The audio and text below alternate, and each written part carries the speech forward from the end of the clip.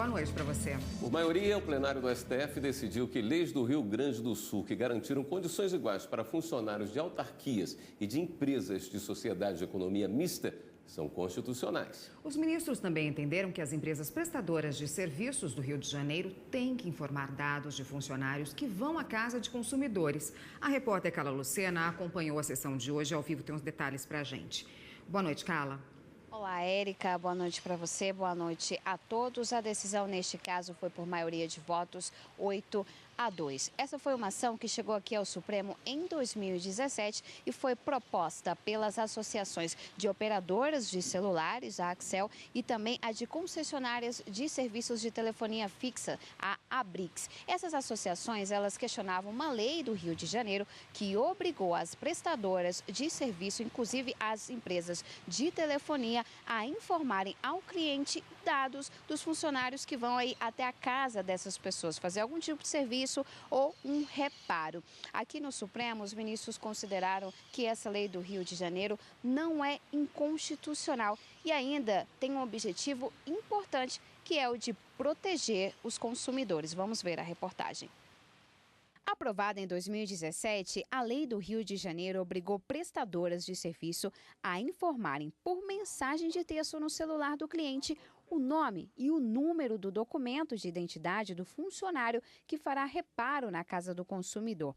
Associações de empresas de telefonia alegaram no STF que o Estado não poderia criar essa lei.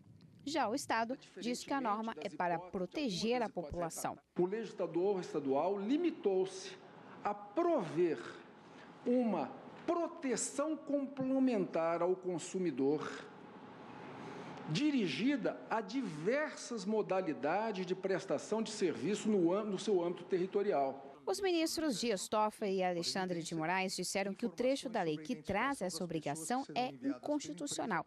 Caberia à União aprovar leis sobre esse assunto. A lei criou, instituiu uma obrigação de fazer. Então, instituiu uma obrigação, a informação prévia aos consumidores a respeito da identificação dos funcionários na prestação de serviço em suas residências, uma obrigação de fazer que exige, obviamente, por parte dos prestadores de serviço, exige contratação. Por outro lado, 8 ministros do STF consideraram que a regra do Rio de Janeiro não trata sobre telecomunicações, mas sim sobre direitos e ainda a segurança dos consumidores. Amplia as garantias aos consumidores, não havendo, em meu modo de ver, invasão da competência privativa da União. A exigência de que a empresa comunique ao consumidor que recebeu o serviço, de que está enviando o servidor, não me parece poder se enquadrar minimamente na ideia de interferência com o serviço de telecomunicações propriamente dito. Se nós formos analisar a história desses assaltos à residência, curiosamente, nós vamos verificar 3 fatos recorrentes. Primeiro, os assaltos à residência ocorrem por pessoas disfarçadas de funcionários da NET. Os assaltos à residência ocorrem por pessoas disfarçadas de funcionários das empresas de telefonia.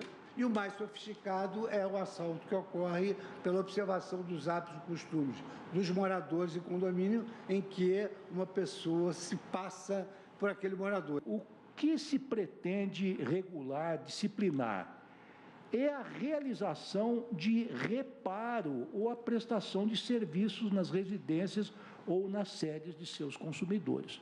Portanto, penso que, em princípio, nada tem a ver com a telecomunicação tal como definida na lei específica. Reproduziu-se, no caso, a própria justificativa que motivou a apresentação do projeto de lei, que se converteu na lei em questão, notadamente destacando-se a frequência dos assaltos realizados por bandidos uniformizados, que se apresentam nas residências ou sede de empresas como sendo prestadores de serviço. Em outro caso, por maioria, o plenário decidiu que não é possível fracionar crédito de honorários advocatícios quando há pluralidade de réus em processo contra a Fazenda Pública. E ainda durante esta quinta-feira, a ministra Rosa Weber retomou o julgamento sobre leis do Rio Grande do Sul que garantiram as mesmas condições de servidores de autarquias a empregados de sociedade de economia mista. Não se trata, com todo respeito, de ingresso originário no serviço público na vigência da Constituição Federal de 1988, preservada, portanto, a incolumidade do princípio do concurso público.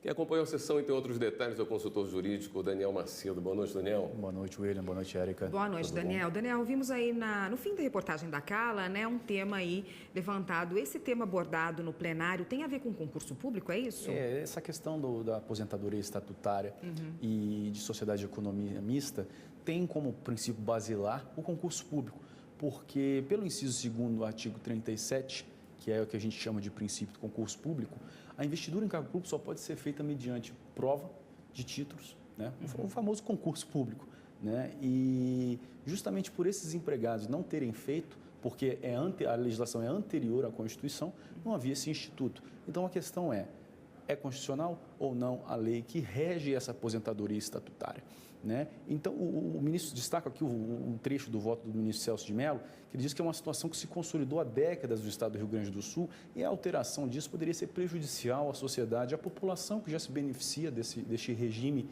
de aposentadoria, né? E o ministro Fachin, por sua vez, disse que haveria a inaplicabilidade do princípio do concurso público, o que culminou aí numa maioria dizendo que seria constitucional, né? E votaram pela improcedência da ADI por ausência de inconstitucionalidade formal. Quer dizer, então o tema que ficou decidido que é constitucional. Exatamente. Daniel, obrigado por estar aqui mais uma vez. Eu que agradeço, obrigado.